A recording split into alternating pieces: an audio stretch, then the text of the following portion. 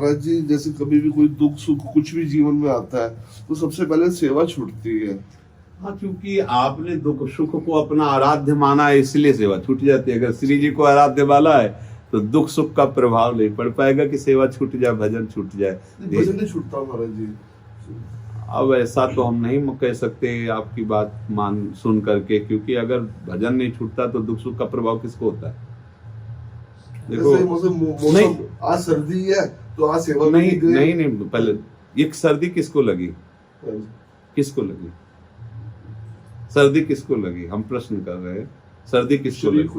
शरीर का अनुभव किसको हुआ? अगर शरीर को नहीं, शरीर को अगर सुख दुख का अनुभव होता तो किसी को बेहोश करके शरीर काटा जाता है, उसको अनुभव में नहीं आता।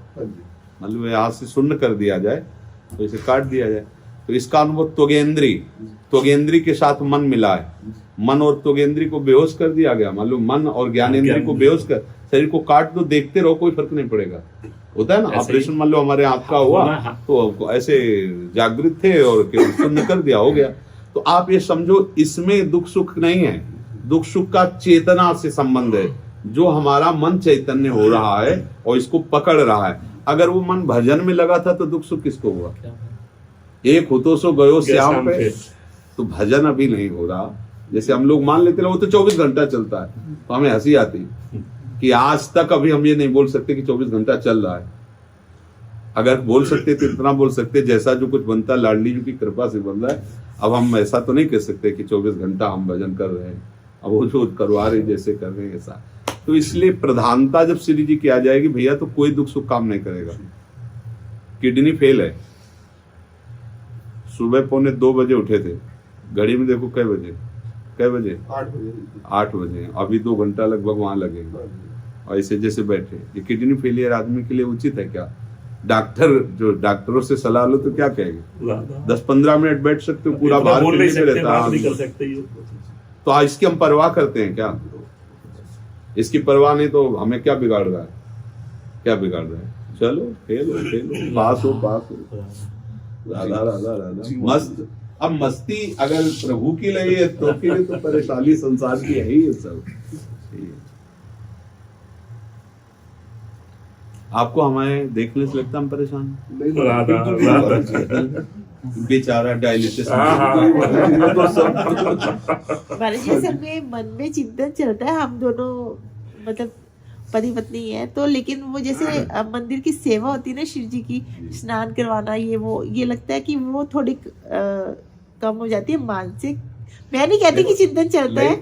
इसमें खास बात ये है ना, आपकी प्रधानता शरीर सुख की है, प्रभु की सुख की नहीं है। नहीं तो अभी आप मान लो गर्म गीजर के पानी से नहाते हो, यमुना जी तो गोते ले लेगा। अरे भाई, अपने लोगों ने तिल बार जटाएं भेज रही है, उन पोछने के लिए कपड़ा नहीं है, वही लंगोटी वही अचला। 3 बार गंगा नहाना, सुबह तड़के, फिर 9 बजे और फिर शाम के 4 बजे। तो सर्दी गर्मी कहाँ, और ना कभी कंबल मिला ना कभी स्वेटर मिला। राधा राधा राधा राधा। तो यहाँ वृंदावन में जानते हो जो गेहूं के बोरे, वो बलराम ब्रजवासी से पूछ लेना, सिलवा कर हमें ओढ़ने के लिए दिया। अधिक सर्दी में वो बोरे ओढ़ते थे ऐसे, और कुसा की चटाई और बोरे ऐसे, और रात दिन श्री जी की सेवा। तो प्रधानता जब श्री जी के सुख की आ जाएगी तो इसकी सब महत्ता मिट जाएगी। भगवान ने इसको सहने के लिए कहा है। मात्रा स्पर्शास्तु कौन्तेय शीतोष्ण सुख दुखदा आगमा पाइनो अनित्यास्ता स्थिति क्षस्त्र भारत। हे अर्जुन, ये सर्दी गर्मी काम क्रोध अनुकूलता प्रतिकूलता ये सब आने जाने वाले हैं, इनको सहो। तो आपको तो ऐसा सहना नहीं कि भैया आप कोई कपड़ा नहीं, अरे गीजर के पानी से नहाया, समय से उठे, गर्म कपड़े पहने। अगर आपको बहुत ठंडी लगती है तो घर में हीटर लगवा लो, अपना गर्म कमरा है, श्री जी की सेवा कर रहे, भजन कर रहे। अब वैसे आजकल आधुनिक समय में तो अब लगता है कि सर्दी है, सर्दी ही नहीं लगती। यहाँ से निकलो, गाड़ी में बैठ जाओ, उसमें हीटर लगा है, देखो ये गुनगुना रहा है। नहाना है तो गीजर का पानी, अच्छा कमरे में अपने हैं क्या? मतलब अब सर्दी को वो बेचारा किसान बोले जो रात भर गेहूं में पानी लगा रहा, हम उसे प्रणाम करते हैं क्योंकि उनके बीच में रहे, हमें पता है। स्वेटर पहनने के लिए नहीं होते किसान के पास, क्योंकि वो खेती करके जो अन्न उपजाता है उसमें इतना पैसा लगता है, और पूरे परिवार का भरण पोषण होता है, बच्चों को पढ़ाई लिखाई, बेटी का ब्याह।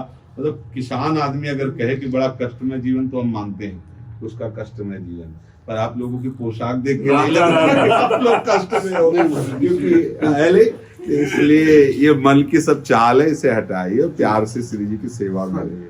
जो समय निश्चित कीजिए उस पे उठिए, स्नान आदि करके कपड़ा पहन करके और स्वामिनी की सेवा में लगिए, क्योंकि देखो आज तो ये है, कल शरीर और भी थकित होगा, अवस्था डाउन होगी ना शरीर की, फिर ये मन बहाने करेगा कि अब हमसे तो नहीं होता है, फिर परेशान करेगा। अभी अभ्यास कर लो।